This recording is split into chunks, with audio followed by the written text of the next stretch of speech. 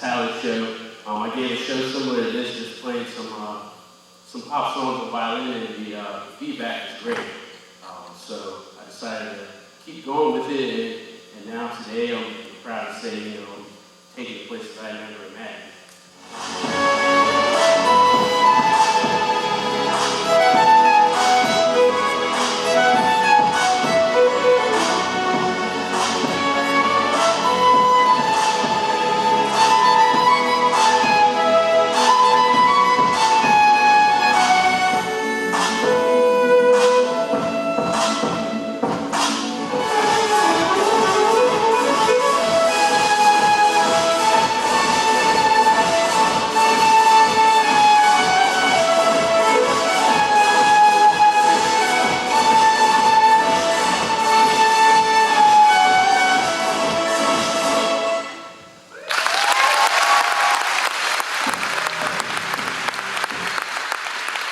We live in a world where tremendous numbers of people need to know that tomorrow can be different from today.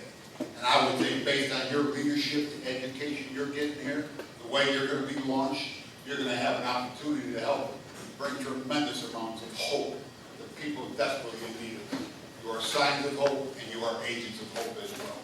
And I think it would be under the leadership of you as men that are going to help move America to a more fair, just position, to create a society where every man, woman, and child can live with dignity and status and have an opportunity to fulfill the American dream. Second thing about me, I played professional football for 13 years. And the thing that I loved about my time in the NFL was the fact that every summer you'd have 60 men come together.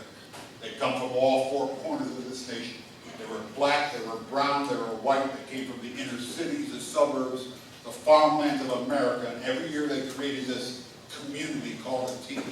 And you learn that if you were going to be an asset to your community, to your team, you really had to set aside your own personal goals and wants and wants. There's a crisis in America that's foundational to just about every psychosocial problem we have. And if you don't address this issue, you can't deal with a more fair, just America. And to me, the single greatest crisis in America today is the crisis of masculinity. It's a crisis about what does it mean to be a man. How does a boy know when he's become a man? What are the values, what are the virtues that describe some kind of authentic masculinity? And I would ask each of you as men, in your own mind, what are the words that you string together that define your own masculinity? Every one of us has to define ourselves. Nobody gets to define you. This culture does it. You as a man, you have to define yourself. You have to define what are you going to stand for in life, who are you going to stand with, and what are you going to stand against.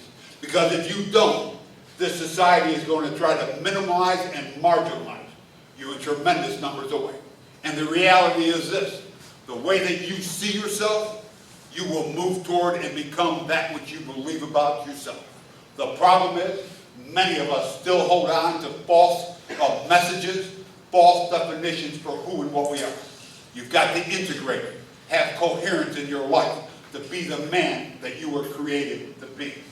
And I don't think we can understand the obsession with thinness without understanding the incredible emphasis that there is in our society on physical perfection for women and girls.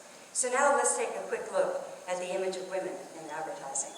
The first thing the advertisers do is surround us with the image of ideal female beauty. So we all learn how important it is for a woman to be beautiful and exactly what it takes. Women learn from a very early age that we must spend enormous amounts of time, energy, and above all, money, striving to achieve this ideal and feeling ashamed and guilty when we fail. And failure is inevitable because the ideal is based on absolute flawlessness. She never has any lines or wrinkles. She certainly has no scars or blemishes. Indeed, she has no pores. And the most important aspect of this flawlessness is that it cannot be achieved. No one looks like this, including her. And that's the truth. No one looks like this.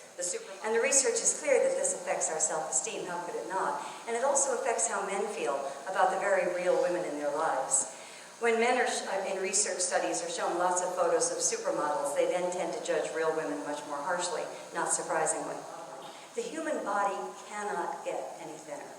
And so the marketers, the fashion industry, are bringing Photoshop to the rescue and creating images like this. Now, take a good look at this. Her head is bigger than her pelvis. This is an anatomical impossibility. And the actual model in the ad, Philippa Hamilton, who's 5'10", weighs 115 pounds, was fired for being too fat, and they used Photoshop to create that image. Aboriginal people arrived in Australia many thousands of years ago, and they were the first people to ever make and play our favorite instrument, the didgeridoo.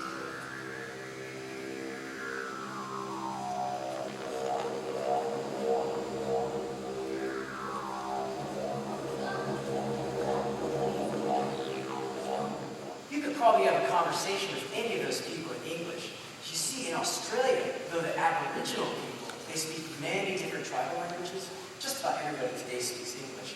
Like these kids over here in the lower left corner, they might have seen your favorite movie. They might have heard your favorite music. They've got sports complexes in Australia. They use cell phones and computers. Again, they pretty much do everything in Australia as you do here. We're just showing you Aboriginal people and their traditional way of life, except for this. I am pretty sure. We talked about mentors, your mentors as tennis, etc. But as I walk around, I have one thing that I want to leave you with. I want you to think about this. It will never be what a leader says.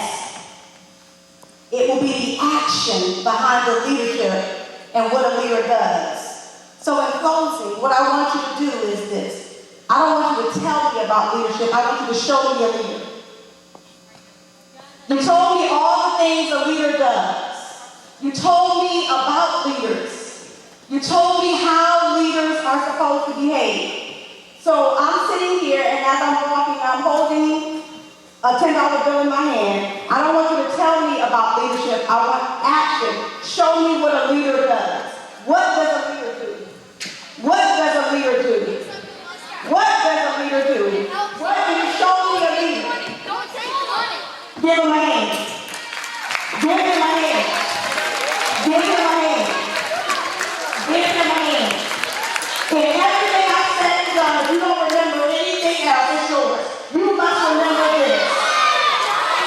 A leader doesn't wait for someone to tell them what to do.